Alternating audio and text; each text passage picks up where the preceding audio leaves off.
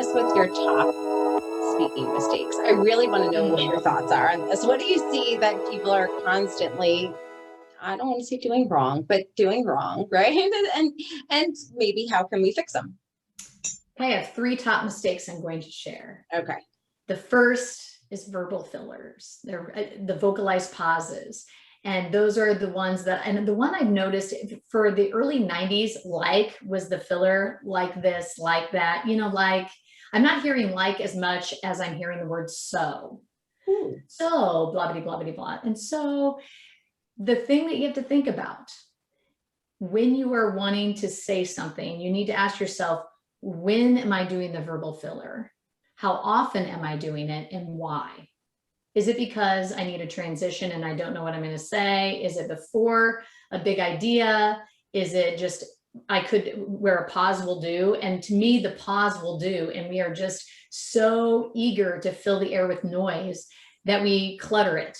And we clutter it with vocalized pauses, whether it's the ums, the ahs, the you knows. But so has become one I hear a lot more frequently.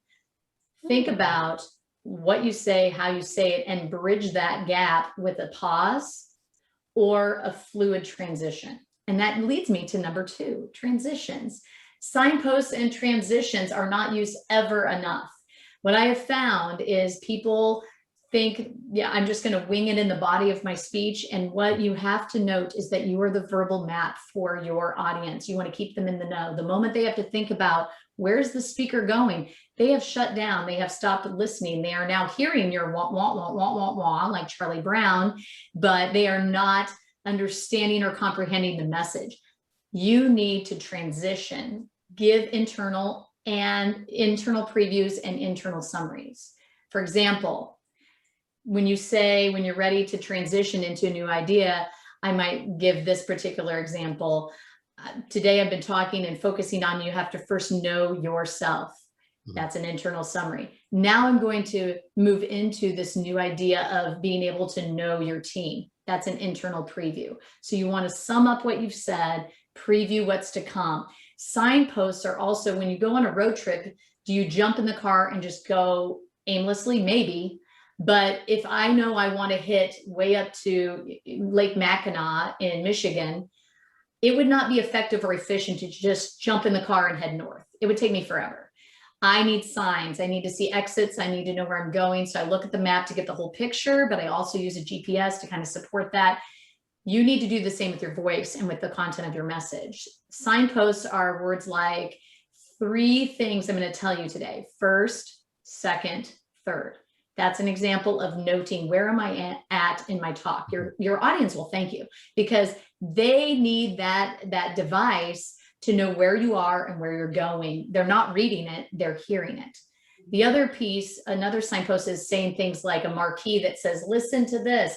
Most importantly, or if there's nothing you're going to take away from this talk, take this away, or those kinds of words and phrases. More importantly, those will indicate what's important.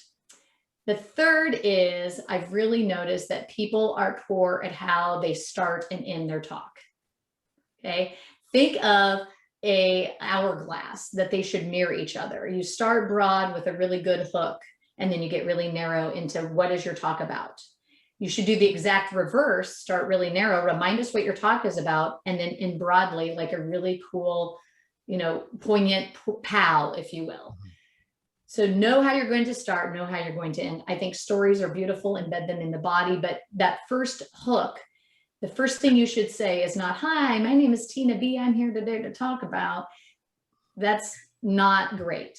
What's much more powerful is if you dive in, I'm 10 feet away from Alan Alda and I'm freaking out. I'm going to tell you a story, so you dive into that story. All of a sudden you're like, ooh, I want to know more. Pique the curiosity, whether it's a story, a startling fact, a rhetorical question, engage the audience by a show of hands. How many of you, Bobby, Bobby, Bob. Same with the ending. End powerfully. This is your opportunity to lay out a challenge to the audience, a perfect utopian vision, a cool personal reference or story, something to get us to think so that we have that advocacy statement for what do you believe? What do you care about?